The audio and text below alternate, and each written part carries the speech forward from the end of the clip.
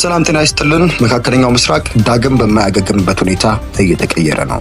ዓለምን በስጋት ላይ የጣለው ታላቅ ወታደራዊ እርምጃ ኦፕሬሽን ኤፒክ ፊውሪ አሁን ባለበት ደረጃ ኢራን እጅ ከመስጠት ውጪ አማራጭ እንደሌላት እየተነገረ ነው። ዛሬ በዚህ ቪዲዮ የአሜሪካ ጦር እንዴት የኢራንን የጦር አቅም እንደሰበረ፣ የዩክሬን ቴክኖሎጂ ለምን አስፈለገ እና የነዳጅ ገበያው የወደፊት ዕጣ ፈንታ ምን እንደሚሆን በሰፊው እንመለከታለን።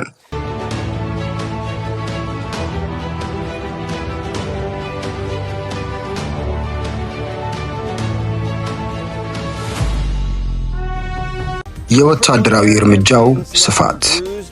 ዘመቻው በተጀመረ በአንድ ሳምንት ባልሞላ ጊዜ ውስጥ የተመዘገቡት ውጤቶች አስገራሚ ናቸው። የአሜሪካ አየር ኃይል ከ3000 በላይ ስልታዊ ቦታዎችን መምታት ችሏል። ይህ ቁጥር በዘመናዊ ጦርነት ታሪክ ውስጥ በአጭር ጊዜ ውስጥ ከተፈጸሙ ጥቃቶች ቀዳሚው ነው። ጥቃቱ ያነጣጠረው በኢራን የልብ ትርታዎች ላይ ነው። በተለይም ከመሬት በታች የተገነቡ 13 የሚሳኤል ከተሞች ወደ ፍርስራሽነት ተቀይረዋል። የቀድሞው የሲአይኤ ዳይሬክተር ጀነራል ፔትሬስ እንደተናገሩት አሜሪካ አሁን የአየር ላይ የበላይነት ብቻ ሳይሆን የአየር ላይ ቁጥጥርን ኤር ሱፐርማሲ ተረክባለች ብለዋል።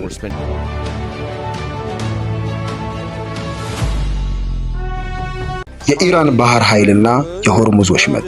በፋርስ ባህረ ሰላጤ ላይ የነበረው የኃይል ሚዛን ሙሉ በሙሉ ተቀይሯል። ኢራን ለዓመታት ስትገነባው የነበረው የባህር ኃይል በአሁኑ ሰዓት ሙሉ በሙሉ ሊባል በሚችል ደረጃ ወድመዋል።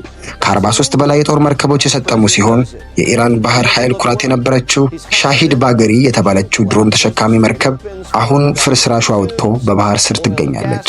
አሜሪካ 3 ግዙፍ የአውሮፕላን ተሸካሚ መርከቦችን ዩኤስኤስ ፎርድ፣ ቤን ብሪጅ እና ጆርጅ ቡሽን በማሰማራት የሆርሙዝ ወሽመጥን በቁጥጥሯ ስር አውላለች።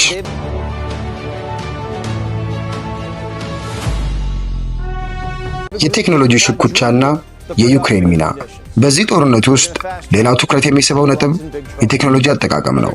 አሜሪካ ከዩክሬን ጋር በመተባበር የኢራንን ድሮኖች የሚመክት አዲስ ስልት ቀርጻለች። ዩክሬን በሩሲያ ጦርነት ያዳበረችውን የድሮን ልምድ ለአሜሪካ በማካፈል እጅግ ርካሽ የሆኑ ካሚካዜ ድሮኖችን የኢራንን ውድ ሚሳኤሎችና ድሮኖች እንዲያከሽፉ ተደርጓል። ይህ ስልት አሜሪካን በቢሊዮን የሚቆጠር ዶላር ከማዳኑም በላይ የኢራን የድሮን መንጋ ስልት ዋጋ ቢስ አድርጎታል። ፖለቲካዊና ኢኮኖሚያዊ አንድምታ። ፕሬዝዳንት ዶናልድ ትራምፕ እርምጃ ያለምንም ቅድመ ሁኔታ እጅ መስጠት አንኮንዲሽናል ሰሬንደር እስከሚመጣ እንደሚቀጥል በግልጽ ተናግረዋል። ይህ በእንዲህ እንዳለ የነዳጅ ዋጋ በአንድ በርሜል $90 ደርሷል። ይህም በዓለም ኢኮኖሚ ላይ ጫና እየፈጠረ ይገኛል። ሆኖም የዋይት ሃውስ ባለስልጣናት እንደሚሉት የኢራን አገዛዝ ሲዳከምና የንግድ መስመሮች ሲከፈቱ የነዳጅ ዋጋ በከፍተኛ ሁኔታ እንደሚቀንስ ይጠበቃል። በአጠቃላይ ኦፕሬሽን ኤፒክ ፊውሪ የመካከለኛው ምስራቅን ካርታ እየቀየረ ነው። የኢራን ወታደራዊ አቅም መዳከም ለቀጠናው ሰላም ያመጣል ወይስ ሌላ ትርምስ የሚለው ጥያቄ የብዙሃን ጥያቄ ሆኗል። እናንተስ ምን ትላላችሁ? አሜሪካ የጀመረችውን ዘመቻ እስከ መጨረሻው መቀጠል አለባት ወይስ በድርድር ቢፈታ ይሻላል? አስተያየታችሁን ኮሜንት ላይ አስፍሩልኝ። ዋልያ ኒውስን ሰብስክራይብ በማድረግ ጊዜውን የዋጁ ዓለም አቀፍ ዜናዎችን በጥራትና በፍጥነት ይከታተሉ የዘወትር መልእክታችን ነው። ሰላም ቆዩልን።